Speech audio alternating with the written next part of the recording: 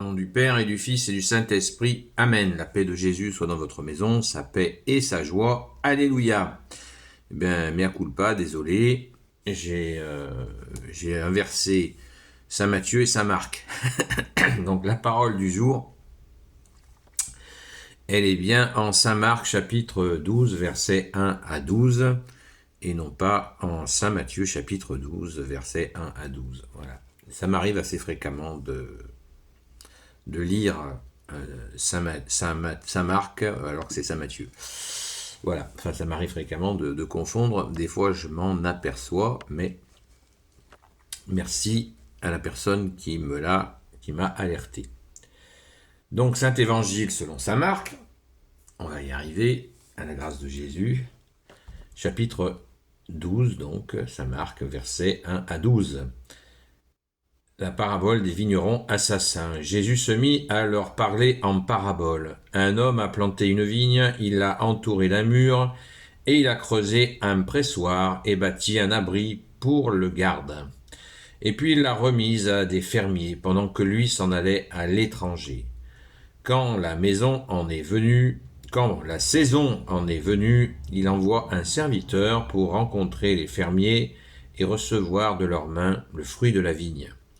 Mais les fermiers le prennent, le battent et le renvoient les mains vides. De nouveau, il leur envoie un autre serviteur, lui aussi le frappe à la tête et le couvre d'insultes. Il en envoie un autre qui est tué, puis beaucoup d'autres qu'il battent ou qu'il tue. Il lui en restait un, son fils bien-aimé. Il le leur envoie en dernier en se disant « Ils auront du respect pour mon fils ». Mais ces fermiers se disent entre eux, si c'est lui l'héritier, allons-y, tuons-le, l'héritage sera pour nous. Ils le prennent donc et le tuent, puis ils le jettent hors de la vigne. Que fera le propriétaire de la vigne? Il viendra, il fera périr ses fermiers, et confiera la vigne à d'autres. Peut-être avez-vous lu cette écriture. La pierre rejetée par les constructeurs est devenue la pierre d'angle. C'est le Seigneur qui l'avait donnée. Et nous restons à l'admirer. Les chefs auraient voulu s'emparer de lui, les chefs auraient voulu s'emparer de lui, mais ils avaient peur de la foule. Ils avaient bien compris en effet que cette parabole de Jésus était pour eux.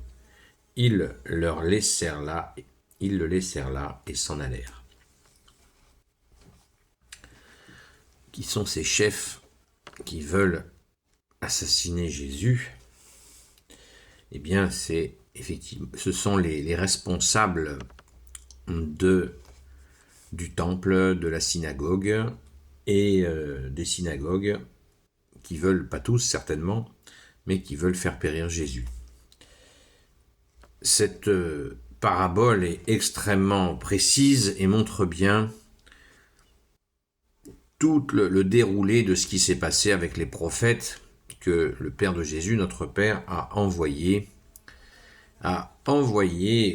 auprès de ces gens qui se sont appropriés la religion juive de l'époque et qui en ont fait un outil de pouvoir.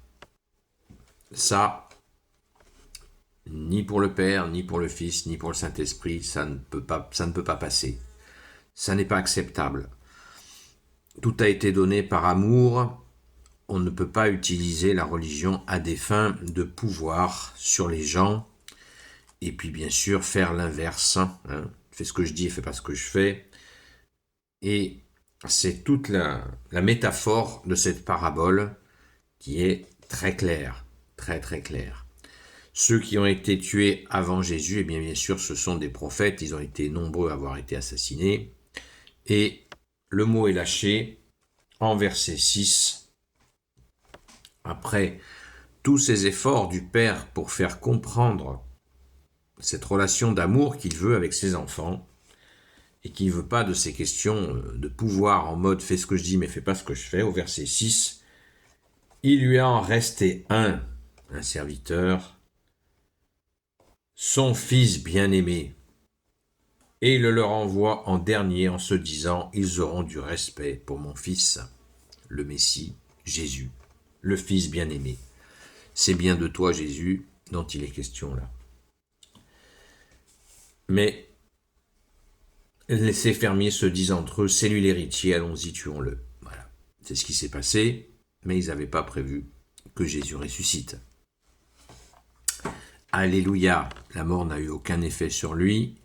Jésus a dit, ma vie, je la donne, personne ne me la prend, car j'ai le pouvoir de la donner et de la reprendre. Mais ces gens-là, ces faussaires de la religion, eh bien, ont été confondus. Ils ont été confondus, ils ont refusé le Fils, et bien sûr, cela a amené à sa perte la religion de l'époque, puisque en l'an 70, à force de troubles, eh bien, il y a eu cette rébellion contre l'occupant romain qui s'est terminée par un carnage. Énormément de prêtres ont été tués, le temple a été détruit, c'est la totale. C'est pas faute d'avoir prévenu, comme dit le proverbe, hein, c'est pas faute de vous l'avoir dit, pourrait dire Jésus. Ils ont été prévenus dans toutes les hauteurs, largeurs, longueurs, profondeurs, mais ils se sont maintenus dans ce rejet du Messie. Celui qui refuse le Fils garde la colère du Père, nous dira Jésus dans l'Évangile. Nous dit Jésus dans l'Évangile. Merci Jésus, ta parole est de toute éternité. Alors, ne faisons pas les marioles en observant, en lisant cela. Ne faisons pas les marioles, ne faisons pas les beaux.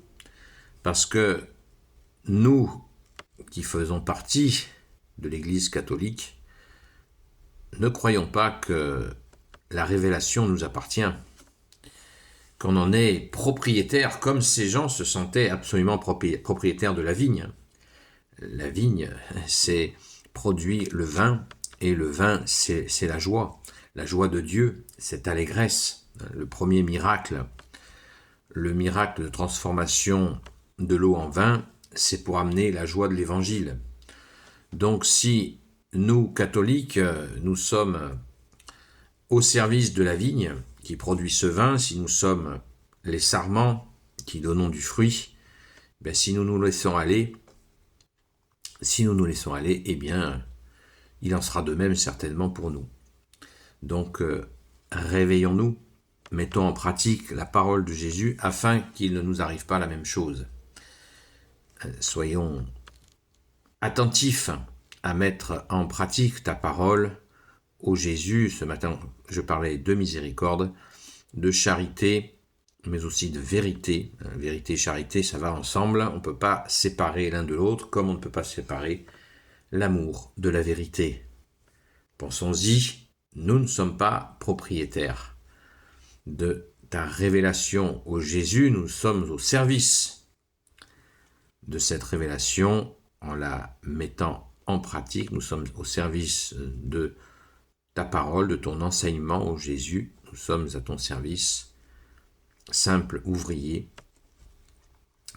disciple, appelé avec l'appellation que vous souhaitez, mais dans tous les cas, mettons en pratique cette parole, ta parole, ô Jésus, afin que nous soyons dans cette efficacité et surtout pas de tomber dans le fais ce que je dis, fais pas ce que je fais, qui ne peut que déclencher la colère du Père qui a envoyé son propre Fils pour justement transmettre son enseignement et la façon dont il voulait qu'il soit transmis par son Fils à toutes les nations. Les gars, vous n'avez pas voulu d'avoir l'exclusivité de la révélation, eh bien, par mon Fils Jésus, le Père, mon Fils Jésus, dit le Père, on pourrait dire, hein, c'est une image, par mon Fils Jésus, je l'envoie à toutes les nations, et on va voir qui va l'accueillir et comment il va l'accueillir. Donc nous en sommes, c'est une immense responsabilité. Alors, retronçons-nous les manches, prions, comme Jésus l'a demandé, veillez et priez, afin de ne pas tomber en tentation. La tentation est souvent de baisser les bras, justement, Au contraire, il nous faut redoubler d'action, de prière, de charité, de miséricorde. Bien sûr, nous ne sommes pas seuls pour agir, puisque Jésus, c'est toi qui agis à travers nous quand on te laisse faire. Mais il faut bien sûr se lancer, prier le chapelet, ne pas ménager sa fatigue, sa peine pour ta gloire, ô Jésus, pour ton grand retour dans ta gloire. N'attendons pas la fin des temps, comme des vaches regardent passer les trains. Il y a tant de souffrances à soulager, pas par nous-mêmes, mais par Jésus, le Christ Jésus. Amen. Merci Jésus d'être le seul sauveur du monde. Amen. Institué par le Père, bien sûr. Gloire éternelle soit au Père et au Fils et au Saint-Esprit, maintenant et toujours et pour l'éternité. Amen. Ô Jésus, toi qui peux tout et qui portes tout, toi le Sauveur, toi l'Emmanuel, je te confie toutes celles et ceux qui regarderont cette vidéo, ainsi que leurs proches, selon ta seule volonté, ô Jésus. Sainte Marie, Reine des cieux, toi l'Immaculée Conception, toi qui écrases le serpent, toi qui as la lune sous tes pas, toi notre Mère, Notre-Dame, Saint Joseph, toi le juste et le saint, toi le sage, toi la terreur des démons, toi le saint gardien de la Sainte Église catholique apostolique, Sainte Marie-Madeleine, notre chère Sainte Patronne. Et vous, tous les saints et saintes, amis de toi, Jésus, Saint Michel Archange, qui est comme Dieu, Saint Gabriel Archange, Saint Raphaël Archange, et vous, tous les anges qui servez Jésus, je vous confie toutes celles et ceux qui regarderont cette vidéo, ainsi que leurs proches, selon ta seule volonté, ô Jésus. La paix de Jésus soit dans votre maison. Je vous donne rendez-vous à la grâce de Jésus ce soir à 20h sur la chaîne Seul Jésus Sauve sur TikTok, où nous prions régulièrement pour des personnes qui viennent appeler au secours. Merci à toutes celles et ceux qui font partie de l'union de prière des amis de Sainte Marie-Madeleine. Merci de votre persévérance et des grandes victoires de Jésus ont eu lieu. Je ne vous en dis pas plus. Nous en reparlerons avec ceux qui souhaitent avoir ces informations. Merci Jésus d'être le roi de gloire, le Dieu de nos vies. Amen. À très vite.